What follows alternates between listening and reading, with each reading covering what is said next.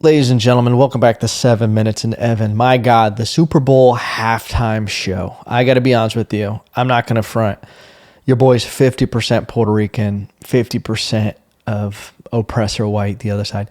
I woke up this morning after watching the halftime Super Bowl show, 87% Puerto Rican. I checked my blood. There was sofrito, there was sazon, there was tostones running through my veins. Okay, listen.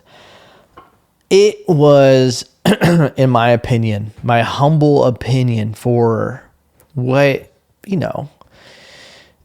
you see with the halftime Super Bowl shows. I rank it in, it is probably technically my favorite halftime Super Bowl show that I've seen. Right behind the Kid Rock Turning Point USA show that they did. Listen, I'm not going to be a hater on which was better, the Turning Point USA halftime show and the real halftime show. And I'm going to say the real halftime because it was actually at the halftime. It was in the Super Bowl arena.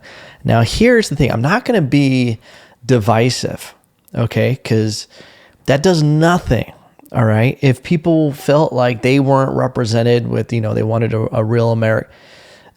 Bad Bunny is American. Puerto Rico is part of the United States. What about when U2 performed? When Rihanna performed? When every other non-American citizen performed at the halftime show? What are we doing here? Okay, Kid Rock kick rocks, dude. Kid Rock wasn't even really everything he's pretending to be. Kid Rock came from a rich family. I think. I don't know. I think I saw a post like that one time about Kid Rock. But I don't really care. I don't really care what anybody called the real Super Bowl halftime show. I thought that was amazing because of all the symbolism and everything that Bad Bunny did with it. Okay. I think Bad Bunny's music is great. I don't listen to Bad Bunny a crazy amount. I'm not going to listen. I know there was a lot of people on Duolingo yesterday before the game just trying to get a couple sentences under their belt. So when it came on in halftime, they would be like, yeah, sí se puede, and just really just be able to say,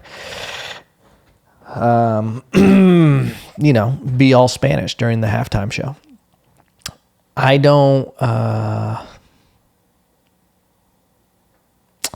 I think the symbolism for me was the greatest. I had this idea because I was talking to my wife about it and everything. I was like, if they're going to have Puerto Rico and everything, I would love to see, and I'll be honest with you, Bad Bunny did better than what I thought.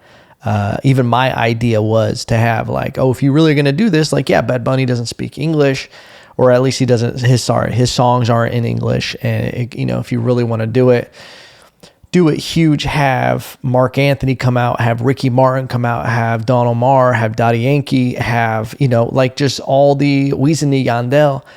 Listen, there's so many people from Puerto Rico who do music that came before that you don't listen.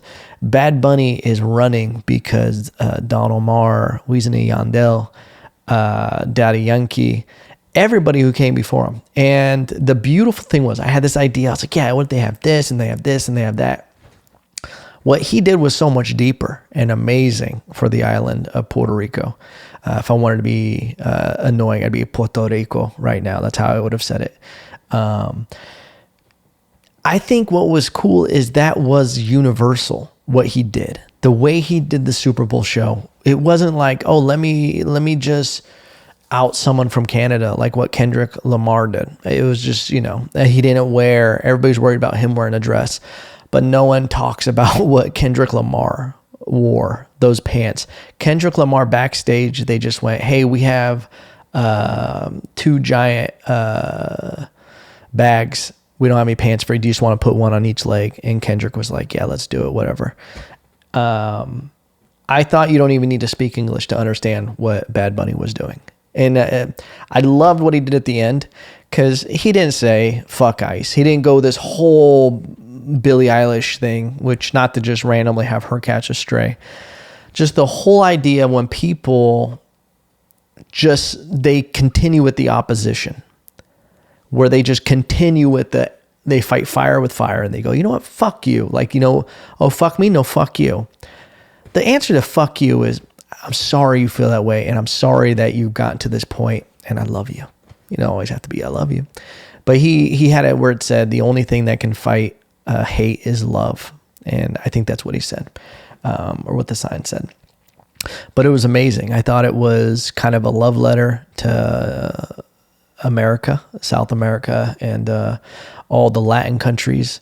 And it solidified, I think, a lot. I think it actually, in a time where everything's so divisive, I think it was an opportunity to appreciate cultures. And I think that's what makes America special, and what makes America great is the fact that this is a melting pot of cultures, and it's never should be divisive. We should look at the best parts of each culture and have them influence and make each other better. This being, we need to eliminate the bad parts of cultures and everything. I'm all for borders, and I don't believe in open borders. I think you need to have strong laws and all of that. But I think America is